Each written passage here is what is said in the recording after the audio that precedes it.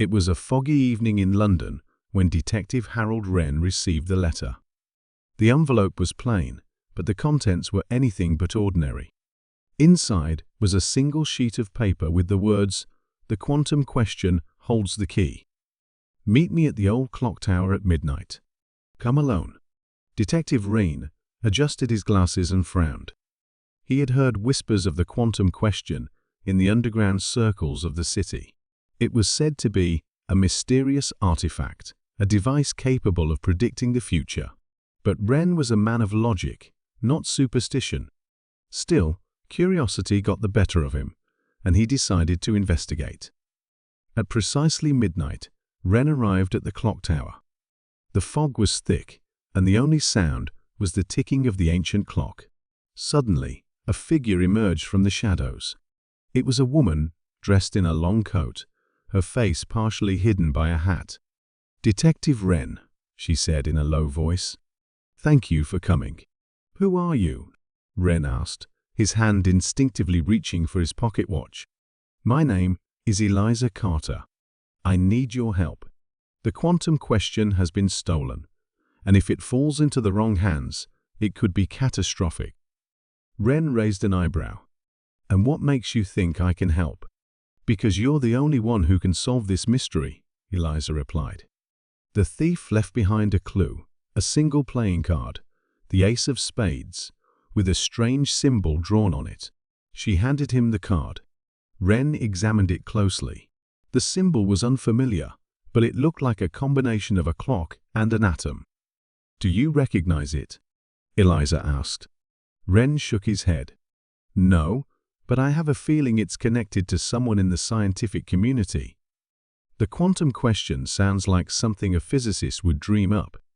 Eliza nodded. "You're right.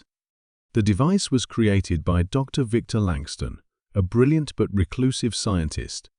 He disappeared a week ago, and the quantum question was stolen from his lab."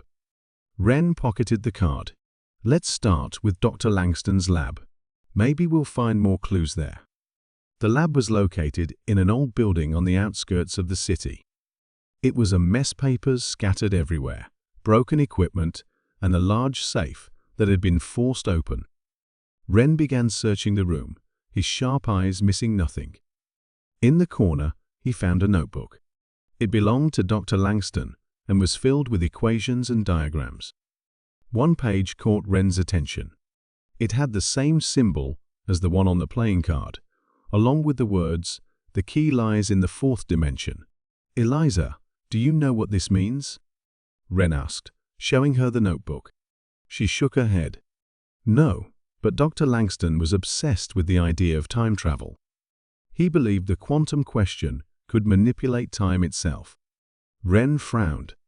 "If that's true, then this device is even more dangerous than I thought."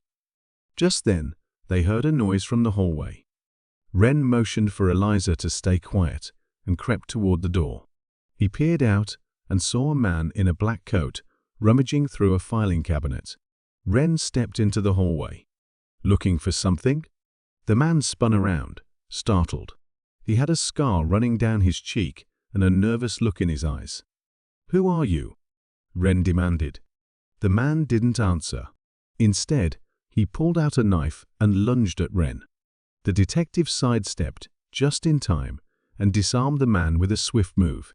"Talk," Wren said, holding the man against the wall. All right," the man gasped. "I was hired to find the quantum question. My employer said it's worth a fortune." "Who's your employer?" Wren asked. "I don't know his name, but he's a scientist. He wears a silver ring with a strange symbol on it." Wren's eyes narrowed. "The same symbol as this." He showed the man the playing card. The man nodded. "Yes, that's it." Wren let him go. "Get out of here, and don't let me see you again." The man didn't need to be told twice. He ran down the hallway and disappeared into the night. Back in the lab, Wren turned to Eliza. "We need to find this scientist. He's the key to all of this." Eliza nodded. "But how?" Wren smiled. "We'll start with the symbol. It's unique, and someone in the scientific community must recognize it. After a few inquiries, they learned that the symbol belonged to a secret society of physicists who studied advanced theories of time and space. One of its members was a man named Dr. Samuel Graves, a former colleague of Dr. Langston. Wren and Eliza tracked Dr. Graves to a secluded mansion. When they confronted him, he confessed to stealing the quantum question. "I wanted to use it to change the past," Graves admitted. "But I realized too late that tampering with time is too dangerous." "Where is it now?" Wren asked. Graves led them to a hidden room in the mansion. Inside was the quantum question, a strange, glowing device with intricate gears and wires. Wren turned to Eliza. "What should we do with it?" "Destroy it," she said without hesitation. "No one should have that kind of power."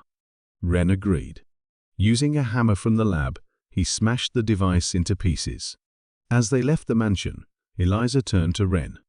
"Thank you, Detective. You saved us from a terrible fate." Wren tipped his hat. "Just another day on the job, Miss Carter." Just another day. And with that, they disappeared into the foggy night, the mystery of the quantum question finally solved.